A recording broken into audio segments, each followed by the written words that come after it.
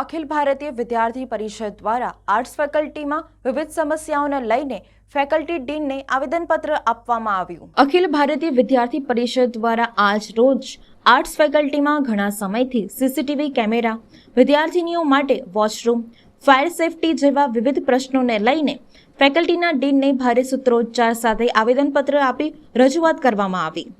વારંવાર રજૂઆત કરવા છતાં આર્ટ્સ ફેકલ્ટીના ડીન મેડમ ફેકલ્ટીમાં વિદ્યાર્થીઓ તથા વિદ્યાર્થીનીઓ માટે કોઈપણ પ્રકારની સુવિધાઓ કરવામાં આવતી નથી, જેને લઈને આજે આર્ટ્સ ફેકલ્ટીના ડીન આદ્યા સક્સેનાને આવેદનપત્ર આપવામાં આવ્યું। એન્જિનિયરિંગ ડિપાર્ટમેન્ટ અને રજિસ્ટ્રારને અમે મોકલીશું તેમ કહીને પોતાની જવાબદારીઓથી છટકી ગયા ડીન મેડમ।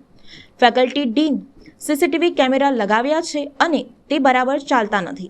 વિદ્યાર્થીઓએ મોબાઈલમાં ફોટા બતાવ્યા, પરંતુ વિદ્યાર્થીઓને કોઈ પણ પ્રકારના જવાબ આપતા નથી ડીન મેડમ।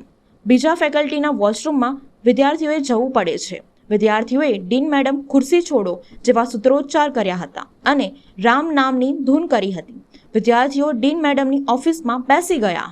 આજે અખિલ ભારતીય વિદ્યાર્થી પરિષદ દ્વારા ડીન મેમને ગર્લ્સ વોશરૂમના મુદ્દે ફેકલ્ટીમાં એક્ઝામ્સનું જે ટાઈમ ટેબલ લેટ બહાર પડતું હોય છે એ મુદ્દે સીસીટીવી કેમેરાની વ્યવસ્થા નથી, ફાયર સેફટીની બી કોઈ વ્યવસ્થા નથી અને 1 વર્ષ થઈ ગયું છે આવેદનો આપતા પણ ફેકલ્ટીમાં એક ગર્લ્સ વોશરૂમની વ્યવસ્થા આજ સુધી થઈ નથી। તે બદલે આજ ડીન મેમને આવેદનપત્ર આપવામાં આવ્યું છે। શું નામ તમારું? રિદ્ધિ ચૌહાણ, આર્ટ્સ ફેકલ્ટી મંત્રી। અખિલ ભારતીય વિદ્યાર્થી પરિષદ દ્વારા આજે ફેકલ્ટીની અંદર સીસીટીવી કેમેરા અને ફેકલ્ટીમાં સાફ સફાઈનો અભાવ છે તે મુદ્દાને લઈને આજે વિદ્યાર્થી પરિષદ આવેદનપત્ર અને આંદોલન કરવા જઈ રહ્યું છે।